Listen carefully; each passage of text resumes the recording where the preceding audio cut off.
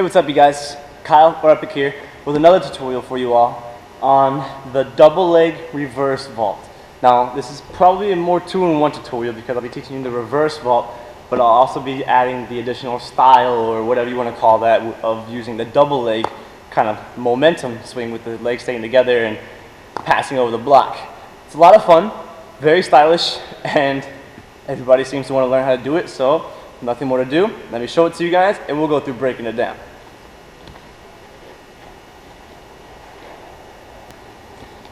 So there you have it, the double leg reverse vault. Now you can do it where you go with one hand, or you can do it where you go one and then in the second hand as you're coming off the other side.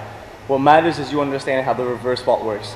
Now here's the most simplest way I can think about breaking down the reverse vault. The reason I feel they call it the reverse vault is because you actually almost start the vault by going backwards, or the actual time you're actually vaulting over the block, you're facing the opposite way. And you rely on pushing, turn your way back over to come out facing the same way.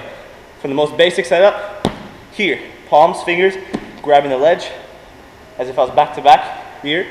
You go up, sit your butt down, kick your legs over, the other hand, and push up, like that. Then from there, it's just doing it over and over and over to where you're getting faster and faster to where you just go here.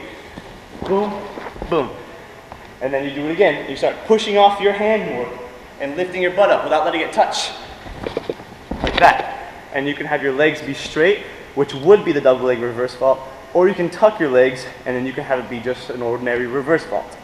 Now this is a funky movement because a lot of people have the tendency to let that arm collapse and they'll end up going back to back into a roll. So it's very important you understand the idea of having to push off of that hand. You don't want to let the arm collapse. You're not going and leading with your shoulder. You're actually leading with your hips, and you're using your feet either tucking or kicking to drive the momentum over. So you're not going like this, there, because that's not a reverse vault. Keep your chest upright, pull your legs over, like so, and you'll get over a lot easier that way. A lot of times people will like the idea of when they're passing over, as they tuck their legs, they tuck it in kind of like a kick and swing kind of way. That actually assists momentum going forward. Now, when you're doing a vault, your goal is not to go up and down just on the other side.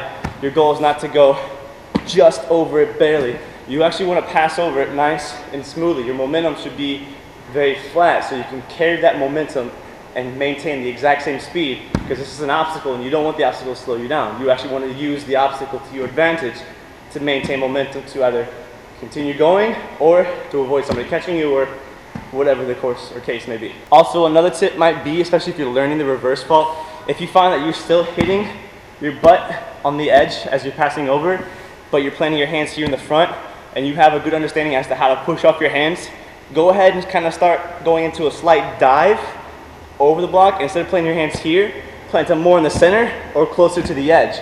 Now you don't want to push because you don't want the obstacle to rock. You want to use it, but not destroy it. So come over and push down, and then by planting your hands here or close to the edge, you allow yourself to be that much closer to passing over the obstacle. And now here comes the fun part, the double leg. Once you understand the basic idea of doing the reverse vault, you want to get used to keeping your chest upright as you're passing over, and think about when you're going into it kind of like with a 1-2 step, but you're swinging one leg and then the other, and you want your legs to meet halfway through to where you're actually kind of in this point here as you're passing over it. So as you're coming over, you want your legs to go 1, 2, and pull. And as you're coming over, you don't keep your chest facing this way, otherwise you have this awkward twist. As you're passing over the obstacle, turn your chest and your hips by keeping them aligned. Turn them both to face the ground to come out like so.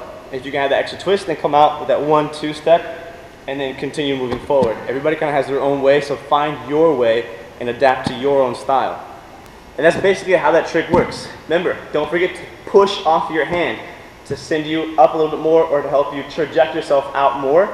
Focus on your form as far as like if you're doing a double leg, keeping your legs straight, or if you're going into like a reverse vault, focus on keeping those legs tucked and maybe even swinging by hooking your heels as you pass over. Things like that can help you as far as getting over and getting the basic idea down.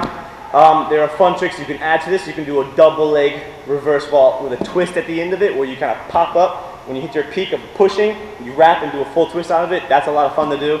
So So there's a lot of different things that you guys can go into it. But that's the gist of it. Pretty simple as far as understanding. It's just a matter of just drilling it over and over and over until you feel it, till it becomes easy, until you can just make it yours. With nothing more to do, here's some slow-mos for you guys. This is a tutorial for the reverse vault / double leg reverse vault. I'm Kyle, or Epic.